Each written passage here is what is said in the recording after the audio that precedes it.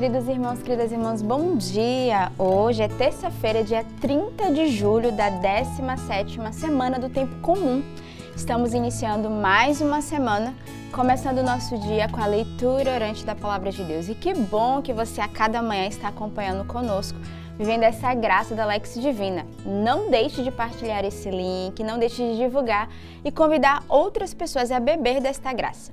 E eu espero que você esteja lembrando os passos da nossa Lex Divina, começando já com a leitura, né? Compreendendo, tentando entender o que é a leitura daquele dia a igreja nos oferece. Seja a primeira leitura, o salmo, o evangelho. Depois de lermos, nós devemos nos perguntar o que Deus quer falar ao nosso coração. O que essa palavra vai traduzir aquilo que Deus hoje quer comunicar a você, que está meditando, que está nos acompanhando. Depois disso, nós vamos para o terceiro passo, que é a oração. Nós devemos rezar com a palavra de Deus, devemos pedir ao Senhor uma graça específica neste dia. A palavra, ela não volta sem o seu devido efeito. Então, faz a tua oração com Deus, toma o teu tempo, clama o Espírito Santo, pede que de fato o Senhor venha transformar o seu coração. Depois, o quarto passo da nossa Lex Divina é a contemplação. Qual é a palavra que te inflama? Ou seja, qual é o versículo daquele dia que vai te acompanhar? É do Salmo, é do Evangelho, é da primeira leitura? Qual é essa palavra que transborda o teu coração? E ao longo do dia você vai ruminar, você vai proclamar, você vai escrever no seu caderno, você vai lembrar ao longo do dia. E por último, que é o quinto passo, não devemos esquecer das nossas resoluções. O que é que você decide viver neste dia? Olha, essa palavra hoje me convida a uma conversão, a uma mudança de atitudes, de pensamento, de comportamento. Então, é para isso que serve a Lex Divina, não só para a gente trabalhar a palavra de Deus, mas ela deve produzir um efeito em nosso coração, em cada um de nós. E neste dia, nesse início de semana, dia 30, a igreja também faz memória de São Pedro Crisólogo. Pedro nasceu na Itália em 380. E lá faleceu em 451.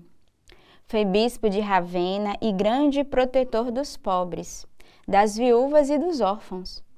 Por sua eloquência e pela sabedoria de sua doutrina, recebeu a alcunha de Crisólogo, que significa palavra de ouro. O exemplo deste santo doutor da igreja nos incentive a valorizar a leitura assídua da palavra de Deus.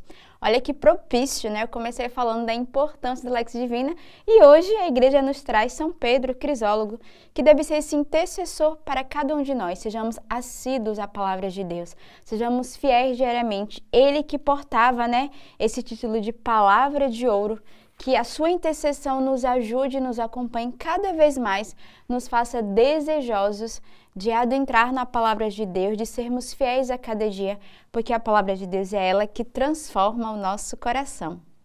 A liturgia da palavra de hoje nos traz na primeira leitura retirada do profeta Jeremias. Derramem lágrimas meus olhos, noite e dia, sem parar, porque um grande desastre feriu a cidade.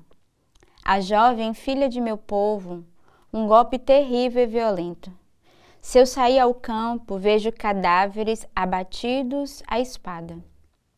Se entrar na cidade, deparo com gente consumida de fome. Até os profetas e sacerdotes andam à toa pelo país. Acaso terás rejeitado Judá inteiramente, ou te desgostastes deveras de Sião? Por que então nos feristes tanto que não há meio para nos curarmos? Esperávamos a paz e não veio a felicidade. Contávamos com tempos de cura e não nos restou senão consternação. Reconhecemos, Senhor, a nossa impiedade, os pecados de nossos pais, porque todos pecamos contra Ti. Mas por Teu nome não nos faça sofrer a vergonha suprema de levarmos a desonra ao trono de Tua glória. Lembra-te, não quebres a Tua aliança conosco. Acaso existe entre os ídolos dos povos os que podem fazer chover? Acaso podem os céus mandar-nos as águas? Não és Tu, Senhor, nosso Deus, que estamos esperando? Tu realizas todas essas coisas.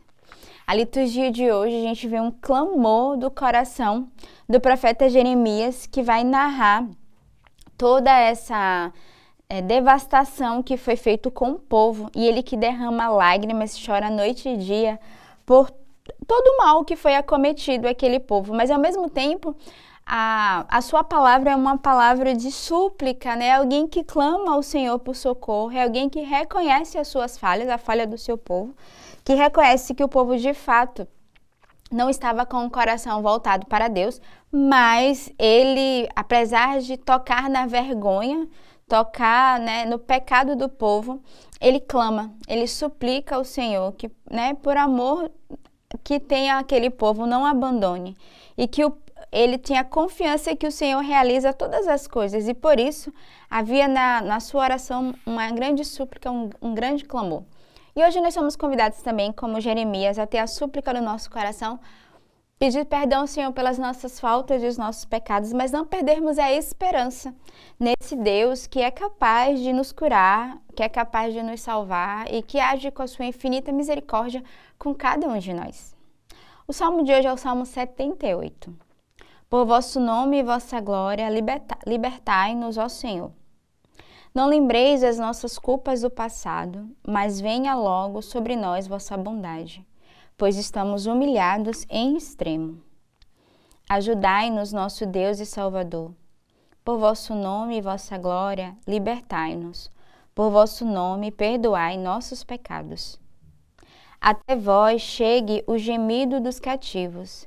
Libertai com vosso braço poderoso os que foram condenados a morrer. Quanto a nós, vosso rebanho e vosso povo, celebraremos vosso nome para sempre. De geração em geração vos louvaremos. Então, o salmo de hoje é essa continuação da súplica, né, da alma, que vai dizer: Senhor, não lembre os nossos pecados, mas venha sobre nós a vossa bondade, né? Tenha piedade e misericórdia, porque estamos humilhados ao extremo.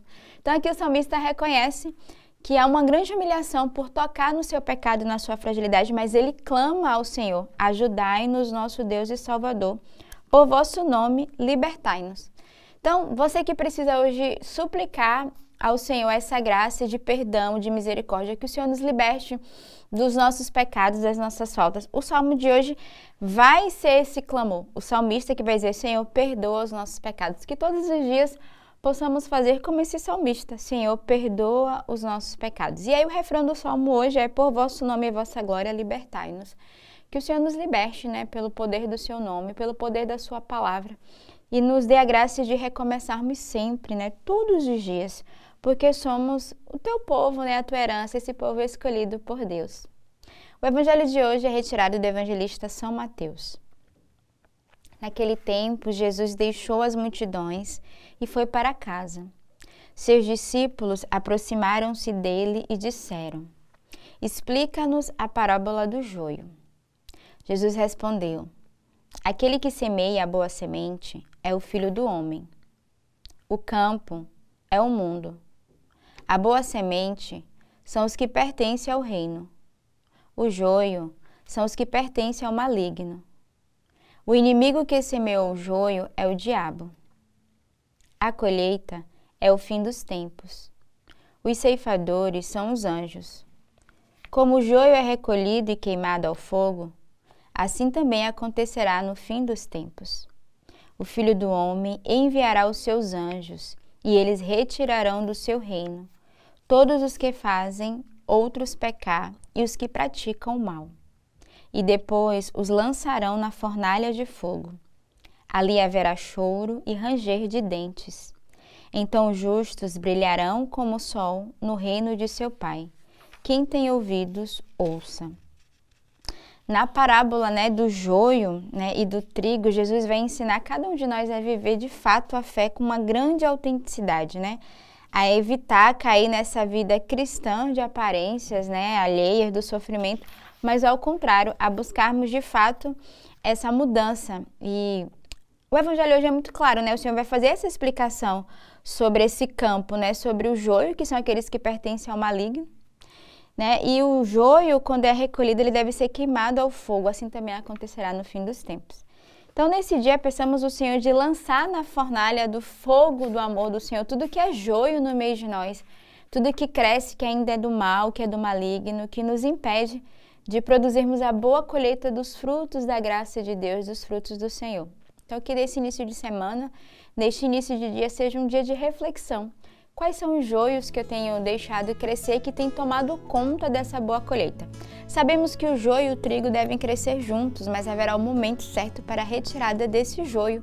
Talvez seja agora o momento de retirar os joios da vossa vida, para que você possa produzir o fruto abundante da graça de Deus. Tenhamos uma bela terça-feira neste dia, que Deus os abençoe.